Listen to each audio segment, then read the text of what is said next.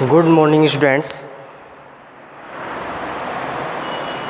Physics का जो अपना पहला चैप्टर चल रहा है उसी में आगे की ओर बढ़ते हुए कूलाम का जो नियम है उसका सदिश निरूपण आज अपन करेंगे। क्या करेंगे? सदिश निरूपण। कूलाम के नियम का सदिश निरूपण किया जाएगा। तो कूलाम का जो नियम होता है वो होता है दोनों आवेशों के गुणनफल के समानुपाती और उनके बीच की दूरी के वर्ग के क्या होता है? व्युत्क्रमानुपाती। यहाँ से जो समानुपाती का चिन्ह हटाते थे कांस्टेंट आता है के, जिसका नाम है कूलाम नियतांक, जिसकी वैल्यू क्या होती है 9 × 10⁹ newton metre square upon coulomb square होती है। तो यहाँ पर लिखा हुआ है कूलाम के नियम का सदिश निरूपण। क्या लिखा हुआ है? कूलाम के नियम का सदिश निरूपण। कूलाम बल की दिशा सदैव दोनों आवेशों को मिलाने वाली रेखा के अनुदिश आकर्षण अथवा प्रतिकर्षण की होती है। यानी कि जो दिशा है वो आकर्षण भी हो सकती है या प्रतिकर्षण की। समान आवेशों में प्रतिकर्षण होता है और असमान आवेशों में आकर्षण होता है। समान प्रकृति के आवेशों के मध्य प्रतिकर्षण, जबकि विपरीत प्रकृति के आवेशों के मध्य आकर्षण पाया जाता है। कूलाम का जो नियम है उसका सदिश रूप F vector equal to K Q1 Q2 upon R square R cap, ये कूलाम के नियम का सदिश रूप है। जहां R कैप एकांक सदिश है जिसकी दिशा सदैव सोर्स आवेश से परीक्षण आवेश की ओर निर्धारित की जाती है। बल आरोपित करने वाला आवेश सोर्स आवेश कहलाता है, जबकि बल को अनुभव करने वाला परीक्षण आवेश कहलाता है। ये तो थी बेसिक सी बात है जो अपन इसको पहले भी पढ़ चुके हैं।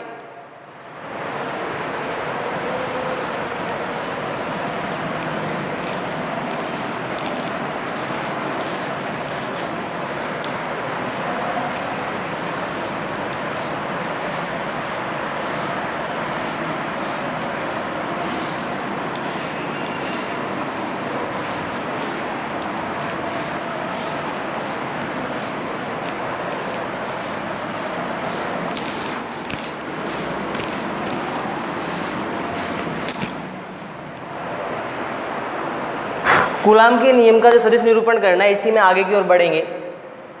ये एक अपन निर्देशांक ज्यामिति के अंदर x अक्ष होता है, ये अपना y अक्ष, ये अपना मूल बिंदु O। मूल बिंदु O से एक आवेश है Q1 जिसका स्थिति सदिश है R1 सदिश, जिसका स्थिति सदिश R1 सदिश है। एक आवेश Q2 जिसका स्थिति सदिश R2 सदिश है। इन दोनों आवेशों को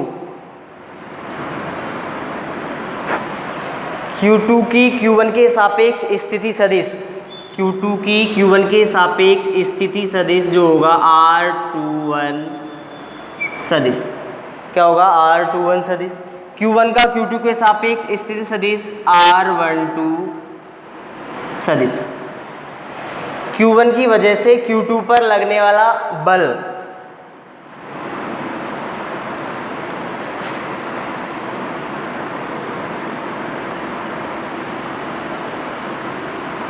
F21 वेक्टर, Q1 की वजह से Q2 आवेश पर लगने वाला बल F2 वेक्टर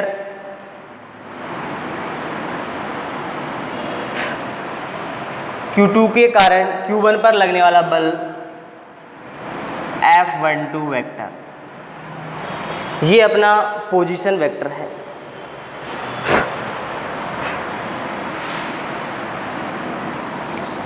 इसी में आगे की ओर कंटिन्यू बढ़ेंगे। Q2 के कारण Q1 पर लगने वाला बल, यहाँ लिखेंगे Q2 आवेश कारण Q1 पर बल, Q2 आवेश के कारण Q1 आवेश पर बल F12 vector equal to K Q1 Q2 upon R12 vector का मैग्नीट्यूड, परिमाण का स्क्वायर इंटू R12 कैप, क्या होगा? R12 cap. ये हो जाएगी इक्वेशन नंबर फर्स्ट, ये इक्वेशन नंबर फर्स्ट। Q1 आवेश के कारण Q2 आवेश पर बल F21 vector equal to K Q1 Q2 upon R21 vector का मैग्नीट्यूड का square R21 cap. Equation number second, equation number क्या हो जाएगी? सेकेंड। परंतु अपन जानते हैं R21 वेक्टर इक्वल टू होता है R2 vector minus R1 vector. R21 vector equal to R2 minus R1 vector. R12 vector equal to होता है R1 vector minus R2 vector. इधर देखिए, यहाँ पर R21 को अपन यदि यहाँ से माइनस कॉमन लिया जाए, ये हो जाएगा R1 vector minus R2 vector. यदि इन दोनों का मोड लिया जाए, मैग्नीट्यूड लिया जाए, तो यहाँ अपन कह सकते हैं R12 वेक्टर का मोड इक्वल टू होगा R21 वेक्टर का mod. Equation number third, R12 का मोड इक्वल टू R21 का मोड। Equation number third.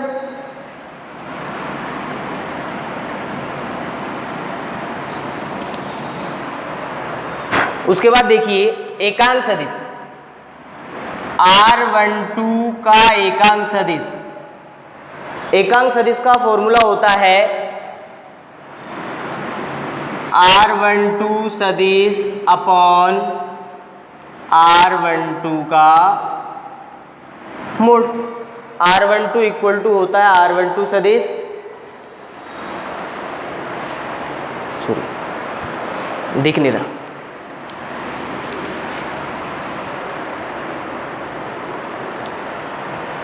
इधर लिख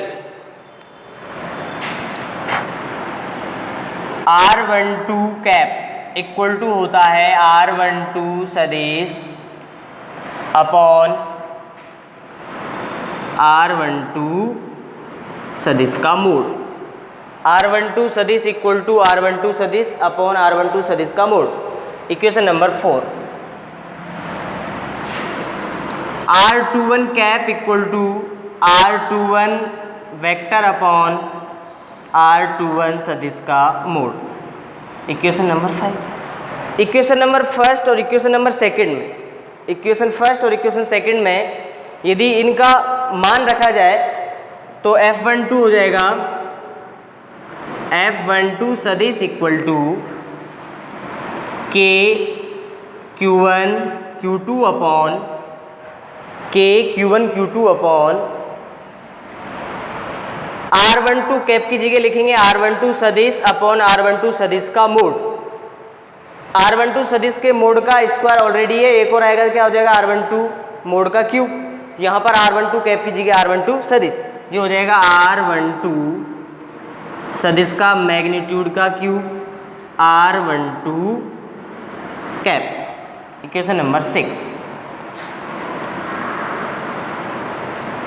F21 सदिश इक्वल टू होगा K Q1 Q2 upon R21 का क्यूब R21 का वेक्टर। इक्वेशन नंबर 7, यहाँ पर देखिए इक्वेशन नंबर में लिखा हुआ है R21 इक्वल टू होता है R2 minus R1 cap. R2 सदिश माइनस R1 सदिश इक्वल टू होता है माइनस R1 माइनस R2 की, यानी कि यहाँ ब्रैकेट से बार माइनस ले लिया, ये R1 माइनस R2 हो जाएगा। तो मुझे बताइए R21 सदिश इक्वल टू हो सकता है माइनस R12 सदिश के।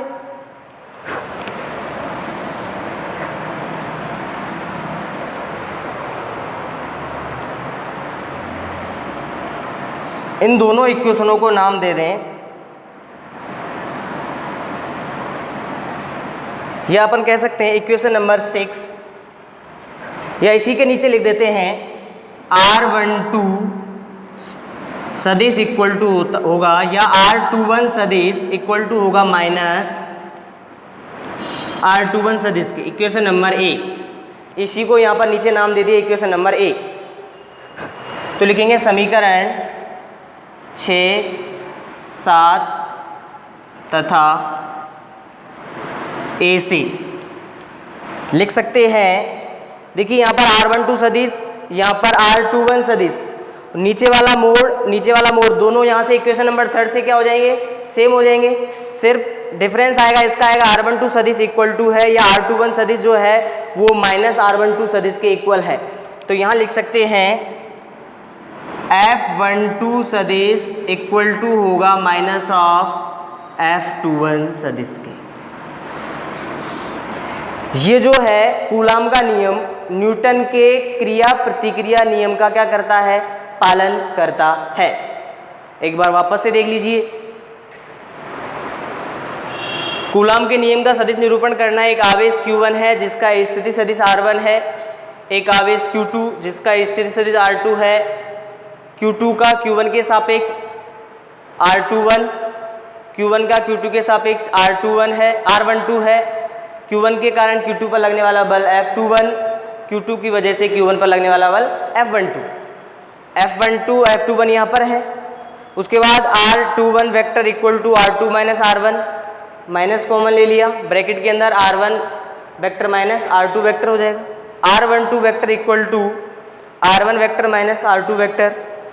R12 वेक्टर का मोड इक्वल टू होता है R21 वेक्टर के मोड के, लेकिन वेक्टर R21 इक्वल टू होगा माइनस वेक्टर R12 के। देखिए यहाँ से और यहाँ से, क्योंकि यहाँ माइनस लगा हुआ है, इसकी जगह ये वाली वैल्यू रखेंगे तो R21 वेक्टर इक्वल टू हो जाएगा माइनस R12 वेक्टर।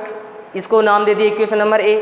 फिर करा इक्वेशन नंबर 4, एकांक सदिश R12 सदिश इक्वल टू होता है एकांक सदिश इक्वल टू R12 सदिश अपन R12 का मोड, R21 एकांक सदिश equal to R21 vector upon R21 vector का मोड।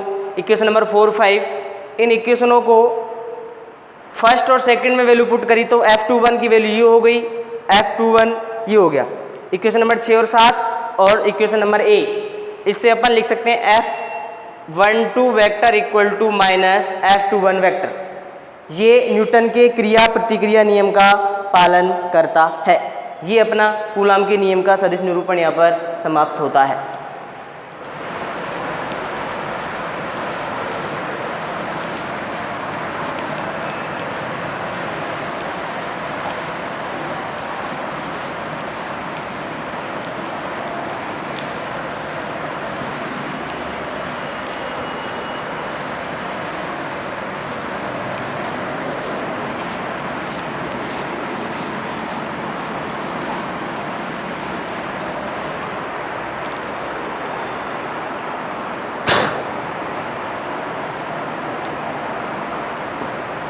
अगला टॉपिक है अध्यारोपण का सिद्धांत।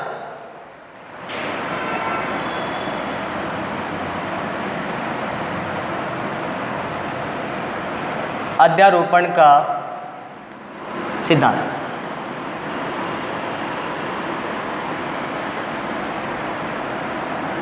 आवेशों के अध्यारोपण का सिद्धांत। इसमें लिखेंगे इस सिद्धांत के अनुसार इस सिद्धांत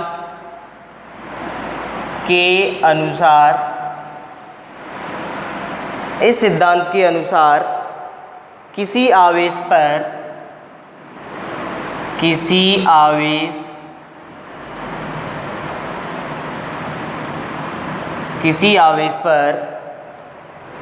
विभिन्न आवेशों के कारण विभिन्न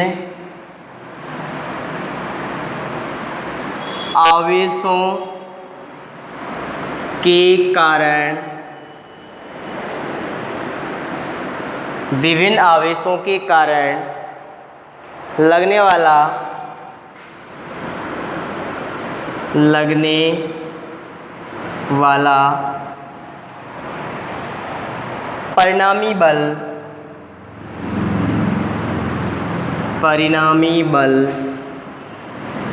लगने वाला परिणामी बल अलग अलग आवेशों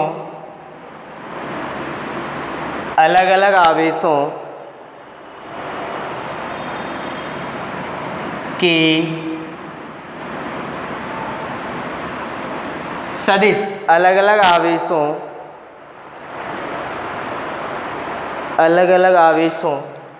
के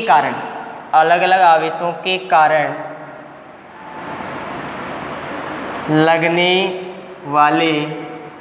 लगने वाले बलों का सदिश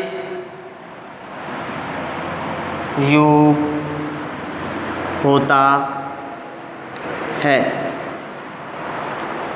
अध्यारोपण के सिद्धांत में कहा गया है, इस सिद्धांत के अनुसार किसी आवेश पर विभिन्न आवेशों के कारण लगने वाला परिणामी बल अलग अलग आवेशों के कारण लगने वाले बलों का सदिश योग होता है।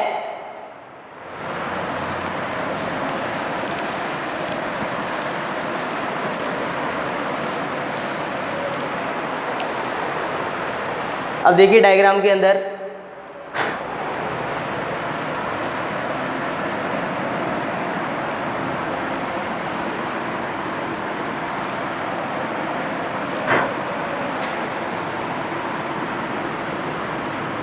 एक परीक्षण आवेश है Q0,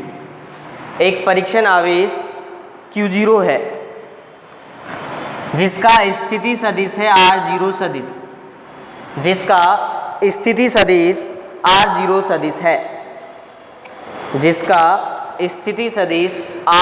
सदिश है।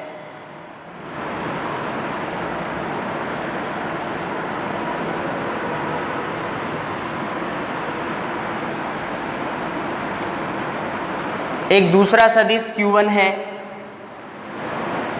जिसका स्थिति सदिश R1 सदिश है। Q1 के कारण Q0 पर लगने वाला बल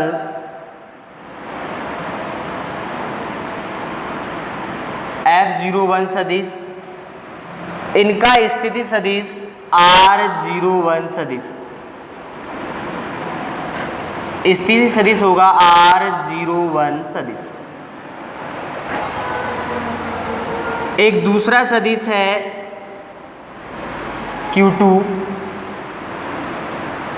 जिसका स्थिति सदिश R2 है। Q2 के कारण Q0 पर लगने वाला बल F02 सदिश, इसका जो पोजीशन वेक्टर होगा R02।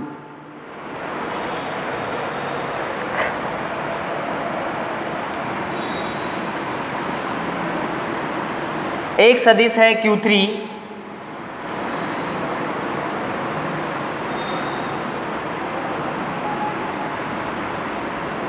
जिसका स्थिति सदिश R3 सदिश,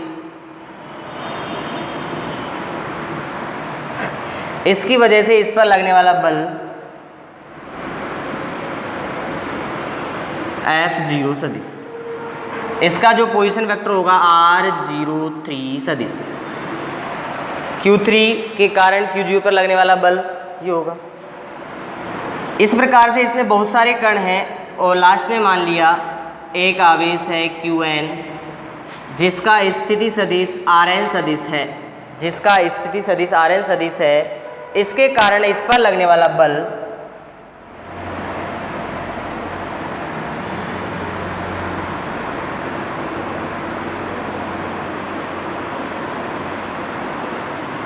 Qn, इसका पोजीशन वेक्टर होगा R0n सदिश।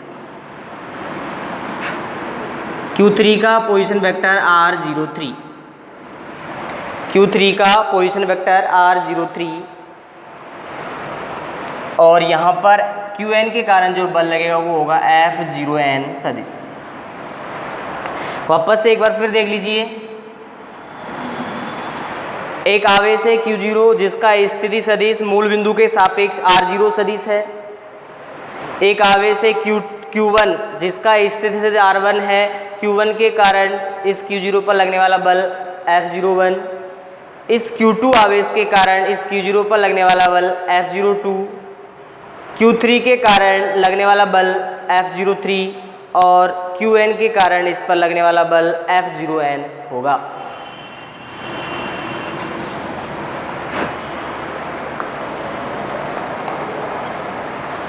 अध्यारोपण के सिद्धांत से F0 सदिश इक्वल टू F01 सदिश प्लस F02 सदिश प्लस F03 सदिश plus dot dot plus F0n सदिश होगा। क्या होगा? F0 सदिश होगा। और हम जानते हैं F इक्वल टू होता है K Q1 Q2, यदि दो आवेश हैं Q1 Q2 अपॉन R² हो जाएगा, लेकिन यहाँ Q0 और Q1 के लिए होगा तो यहाँ लिखेंगे F0 सदिश equal to K Q1 Q0 upon R01 vector का स्क्वायर, मैग्नीट्यूड का square R01 cap plus K Q2 Q0 upon R02 vector का मैग्नीट्यूड का square R02 cap plus Q3 Q0 upon R03 vector का square R03 cap plus dot dot dot plus K Qn Q0 upon R0n vector का square, और यहाँ पर होगा, sorry दिख नहीं रहा, वापस से लिखना पड़ेगा।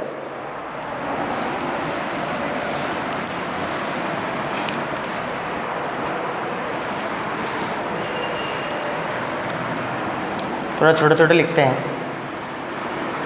F0 सदिश equal to K Q1 Q0 upon R01 vector का square R01 cap plus K Q2 Q0 upon R02 vector का स्क्वायर, मैग्नीट्यूड का square R02 cap plus K Q3 Q0 upon R03 का square R03 cap plus dot dot dot plus K Qn Q0 upon R0n का square R0n cap. F0 के कारण ये वाला बल, F02 के वजह से ये वाला बल, F03 की वजह से ये डॉट डॉट डॉट, और F0n के कारण लगने वाला बल ये हो। यहाँ पर देखिए F0 vector equal to, common यहाँ इन सब में से K आ रहा है, K और Q0 सब में से कॉमन आ रहा है, यहाँ पर बचेगा Q1 अपॉन R01 वेक्टर का square R01 cap plus Q2 upon R02 का square R02 cap, Q3 upon R03 का square R03 cap plus dot dot dot plus Qn upon R0n vector का स्क्वायर R0n कैप।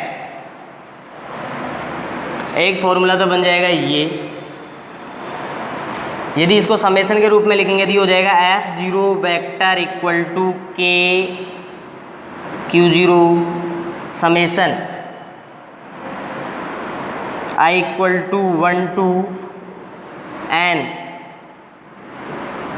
QI अपॉन R0I vector का square, magnitude का square, और ये हो जाएगा R0I कैप।